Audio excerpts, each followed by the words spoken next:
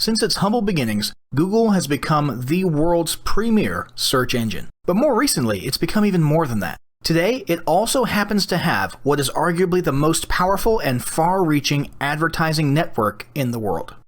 Today, with Google AdWords, you can put your offers in front of motivated buyers as sponsored search results. This means people are seeing your ad at the very moment they're searching for your solution. What could be more powerful than that? Then there's the display network. Ever notice all those images and ads in the sidebars, top and bottom of almost every website you visit? And more banners mixed in with the content? Often retargeting ads for a product you recently viewed? There's a good chance most of those ad spots were part of the Google display network. When you combine the perfect timing of search result ads and the far reach of the display network with the very reasonable cost per click of Google AdWords, it becomes a must-have advertising solution.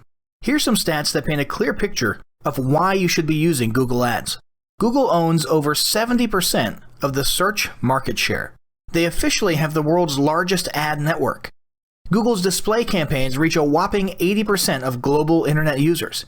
When people see display ads, they're over 150% more likely to search for brand or segment-specific words. And even if you're planning to just focus on organic SEO, you need to have Google Ads in the mix. Almost 90% of traffic from search ads is not replaced by organic clicks when ads get paused. For people searching with real buyer intent, the ad spots at the top end up getting around 40% of the clicks on the SERPs, or search engine results pages. And almost 100% of searchers go with businesses they see on the first page of the SERPs.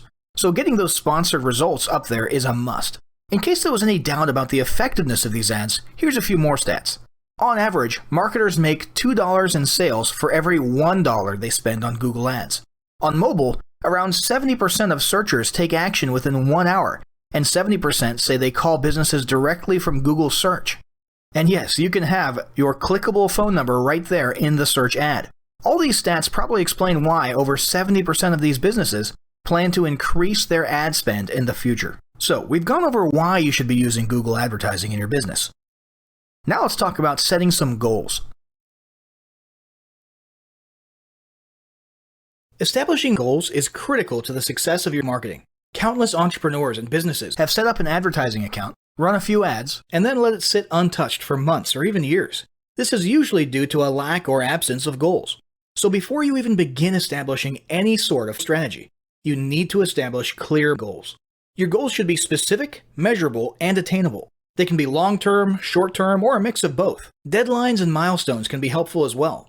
Let me give you an example. I want to increase my traffic and sales would be an example of a bad goal that will likely result in your marketing efforts petering out after a while, because there's no specifics or milestones. On the other hand, I want to generate 1,000 new leads by Christmas is an example of a good goal. It's specific, measurable, and certainly attainable. Below are some examples of the various goal categories you might be interested in for your business. First up, there's traffic to website, which usually means sales, leads, or content marketing. Probably one of the most popular goals of marketing is to funnel your traffic back to your own web properties and convert that traffic into brand followers, leads, prospects, and customers. So maybe your goal is to get people to a landing page with a free offer where they can subscribe to your list and become a lead. Maybe they're being sent to a sales page or an e-commerce store. Maybe you just want to do some content marketing and send them to your blog. Next, let's look at the social following goal. In this goal category, your aim is to build a large number of followers. This usually means likes in the case of a business or brand page, or it could mean friends if you're focusing on your personal profile. The main sought-after benefit here is to increase the number of people who will see your posts in their newsfeed. If you grow a large enough community, this can be very beneficial, and if your content is engaging enough to get a lot of traction in the form of likes, comments, and shares, you can significantly increase the range of your organic reach into people's newsfeeds. Paid advertising, either directly to your social platforms or to a page that encourages social following, can be a great way to accomplish this. Next, let's talk about brand awareness. Another goal that's less thought about might be spreading brand awareness and recognition. If you're just starting out, there's a good chance your brand might be in need of a jump start. If nobody's ever heard of you, a great way to increase recognition is to simply flood the web with ads that direct people towards unique, helpful, or entertaining content, and get your name, logo, and overall brand identity in front of as many eyeballs as possible, as many times as possible. If this is your goal, you want to avoid being salesy in the beginning. Ensure you're focused almost entirely on helpful, relevant, or entertaining content. Next, there's expanding existing audiences. If you've already got an audience, your goal might be to make it bigger. Paid advertising can be used to direct traffic to viral content like a funny video that people will share. Other ways to expand existing audiences can include driving paid ads to contests, sweepstakes, and gamification systems. Assuming your offers and prizes are compelling enough, incentivized sharing and engagement can be very effective. After that, there's enhancing or repairing public relations. Do you want to set your company apart in the public eye? Do you want to associate your brand with feelings of goodwill and community involvement? If any of these apply to you, then enhancing or repairing your public relations could certainly be a good Facebook marketing goal for your business. Often we hear about PR operations as being focused on damage control or repairing harm to a company's reputation. But it doesn't take a humiliating public catastrophe to make PR enhancement a good idea. This is a goal that any business can engage in.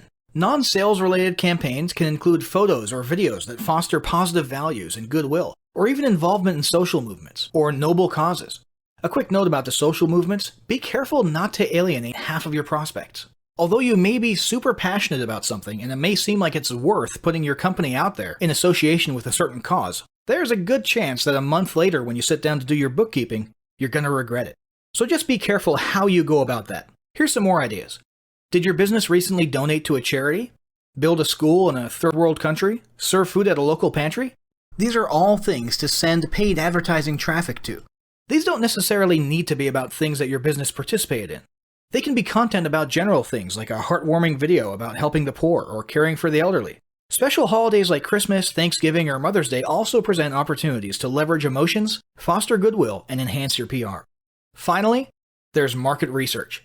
If you're just starting your business or going down a new path, you need to learn more about your audience and your market. Paid ads can get people to vote in polls, take surveys, or even drive them to the comments section of a blog where they'll share their opinions. Ultimately, your goal should be to gather as much data as possible and come up with 1 or 2 ideal customer avatars that you can then base your marketing and product development on. All of the goals you've learned about in this section require some sort of overall strategy relying on the various types of advertising options. So that's what we'll be covering next. Now that you've got your goals established, it's time to start cranking out some quality ads. Let's look at some of the types of ads you can create and leverage in your marketing. First up, there's search ads. Search advertising is the ultimate perfect timing advertising method. These are ads that appear above, below, or next to search results. They're native ads, which means they look more or less like organic search results and blend in, except for the single word ad in a tiny box next to the URL. These ads show up based on keywords that are targeted during the ad creation process, as well as any other criteria or parameters you specified, such as geographic location. The great thing about search ads is that you're literally putting your solution right in front of people with the problem, exactly where they're looking and exactly when they're looking for it. The value of offering a product or service at the very moment someone is searching for it is obviously priceless. What's more, you only pay when people click your ad or take another specified action like calling your business. And yeah, you can set up phone call ads. So even when people don't click, you're getting free exposure with your business name and brand being put in front of countless eyeballs. Next, there's search remarketing. As if search ads weren't already cool enough, with search remarketing, you can take your ad spend efficiency and ROI to a whole new level.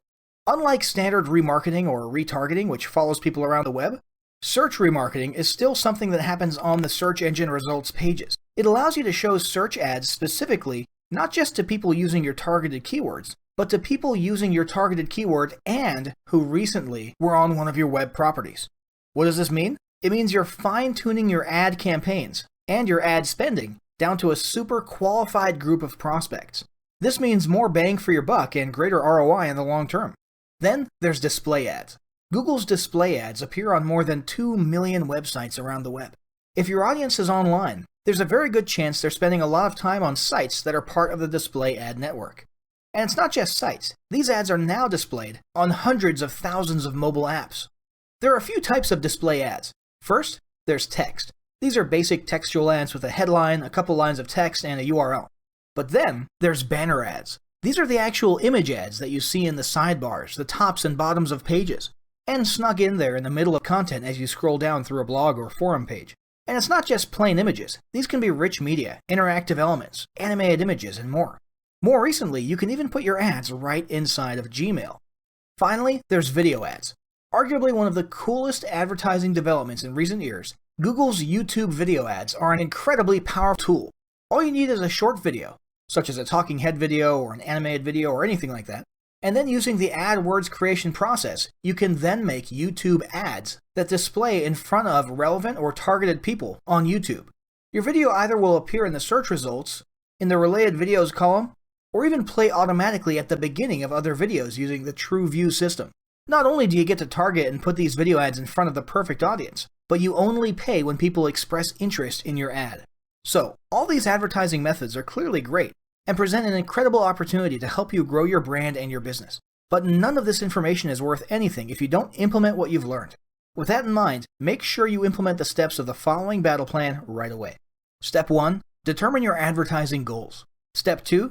Get your relevant web properties ready to receive traffic. Step 3. Do some research to determine the best keywords and other parameters. Step 4. Choose your best ad type and start creating ads.